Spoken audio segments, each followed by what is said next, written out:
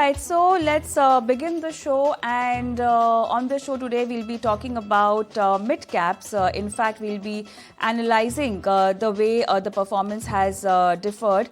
And so, if we take a time frame of at least 10 years, there have been almost 83% mid caps that have not performed. But then, what is this data revealing, and how can you look at it? Where we've seen a fantastic run up in mid cap and small cap categories. What is the 10-year time horizon in terms of return and your portfolio overall performance says?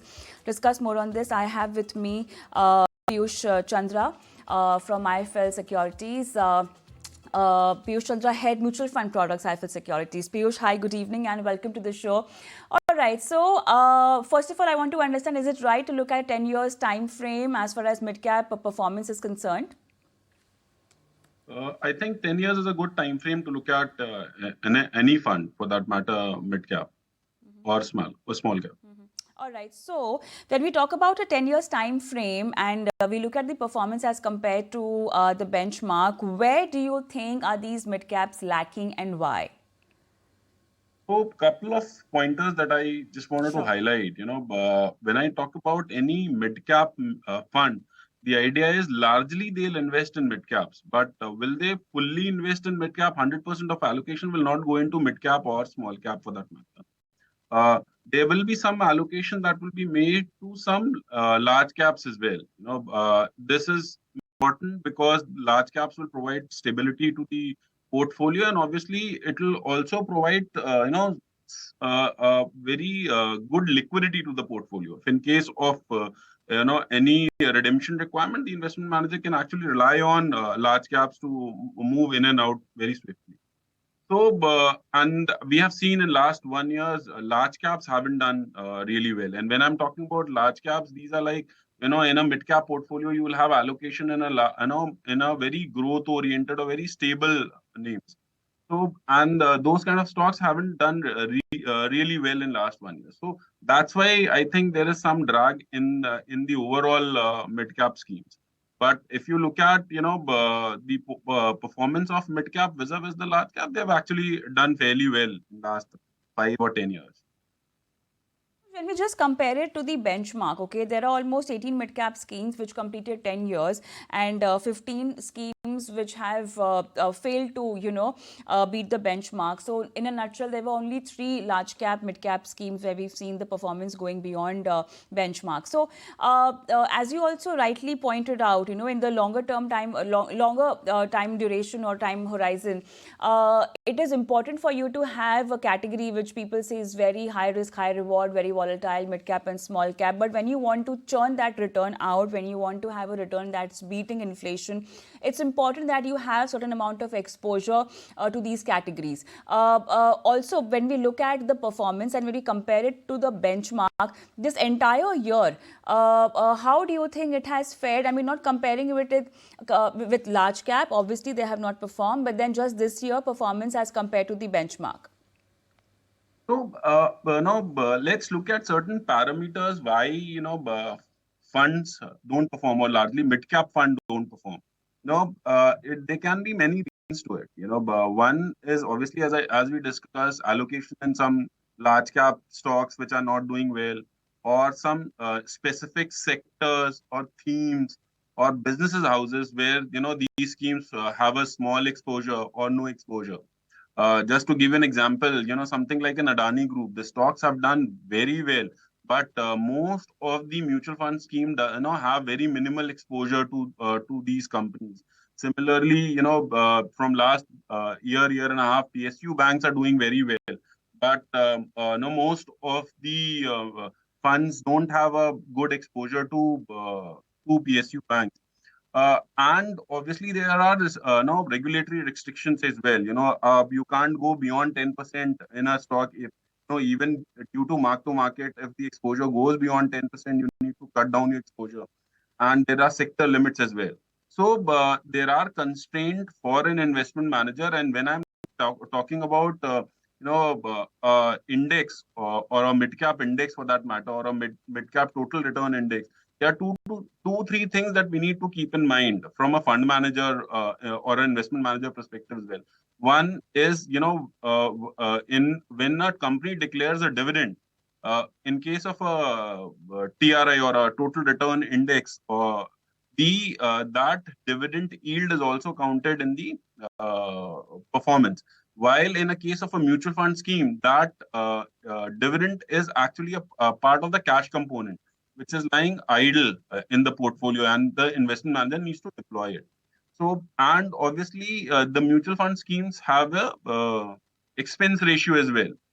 While an index will not have any expense attached to it. So there are few factors that actually goes in, and wherein you can have some amount of return difference between the index and the scheme. But having said that, obviously, an investor invests his hard-earned money in a mutual fund or scheme to return to expect the alpha that the investment manager can generate for him vis-a-vis the market.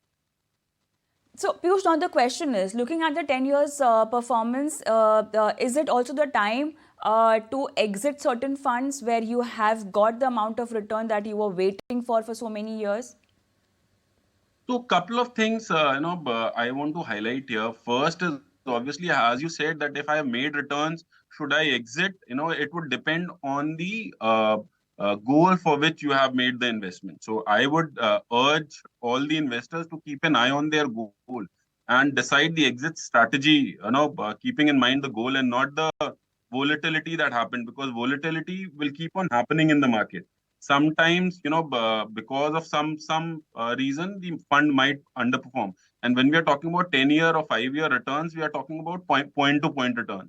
And this may change in next 1 month, or next couple, a quarter or two. The scenario can be very different when we are discussing this next.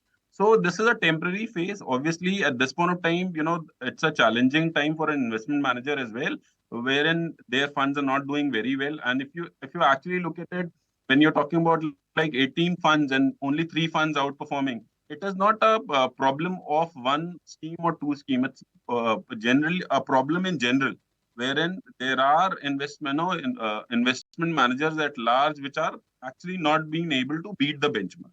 And this, I would say, the underperformance is vis-a-vis the benchmark. Have an investor made money in most of the funds? Yes, the investor has made money if they have invested in last for 10 years or 5 years. So having said that, when I'm talking about Nifty Midcap 150 index, if it has given a 10-year CAGR of 20%, and my fund has given a 19.5% with a 100 basis points underperformance, still I have made substantial amount of money.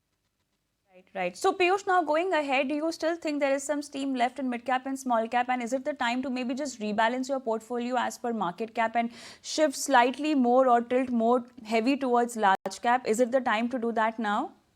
See, looking at current market valuation, obviously it makes a lot of sense, and there's a big case for exposure to be a little heavier on the large cap side. But having said that, I would refrain from saying everybody should do investment in large cap and sell off their mid cap exposure. I would urge all the investors going forward, first consult your financial advisor or expert. That is very, very critical. Understand your risk and don't chase return, because normally an investor actually looks at scheme returns, how they have performed in the past, and then they invest. Don't chase returns. Most importantly, Kavita, one should follow the asset allocation, and if you are following the asset allocation, obviously, that will help you in a very, very long term. And invest with good investment managers. And as I said, keep an eye on your goal, and decide the exit strategy, keeping the eye and keeping in mind the goal and not the volatility. That's very critical from an investor's point. Let's just look at the major underperformance. I think I have two names here as per the list that you've also given: Motilal Oswal mid cap, and there is one Mahindra Manulife mid cap. What's the stock selection, sector selection, and fund exposure in these funds? So Motilal Oswal mid cap is doing fairly well. If I look at recent performance of last 1 year, 3 year, there have been a big phase of underperformance in this fund for for a year and a half, and they are and actually come back very, very strongly. So people who would actually have stayed invested are now making money. Similarly, in the other scheme that you had told. So there are phases in a fund. There are phases with the investment managers. Sometimes their call might not go always right. So what we can do is, we have to stay put with the investment manager. And as I said, previously as well, if even if the index has given a nearly 22% return and I've made only 20% or 21% return, I might have my investment manager might have underperformed the index by a person or a percent and a half. But as an investor, I've still made substantial money in the portfolio. But Piyush, talking about the best performers, Kotak Emerging Equity, Edelweiss, Midcap have been the names which have been consistent in performance. Yeah. No doubt about it. Yeah. No doubt about it. Yeah. So the calls were right over Similarly, here. HDFC, Right. HDFC mid-cap opportunities. These funds have actually done very well. Right. If you look at 1 year, 3 year, 5 year, or 10 year performance, they have actually done very well and beating the benchmark. Even when your peers are not beating, it's actually talk immense about the investment manager's capability and stock selection. Right. So your, what do you think has been the strategy for these fund managers? See, the strategy have been very similar to others as well, but here obviously there are certain calls even apart from midcap that have actually gone in their favor. So when I'm looking at when I'm comparing the portfolio of these schemes vis-a-vis others, obviously they had exposure in certain names which have actually done very well in last 1.5 or 2 years. And obviously, as I told you, HDFC is a prime case because HDFC had been sitting on PSU banks for ages, and now their strategy has been doing very, very well. We all know erstwhile Mr. Prashant Jain, when he was associated with HDFC, he was a very big advocate of value investing and investing in PSU names.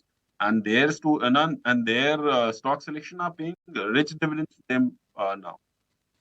All right. So now we have 1 year performance as well as 10 year performance in front of us. If at all one wants to go for a mid cap fund right now in this current market, what according to you should be the pick?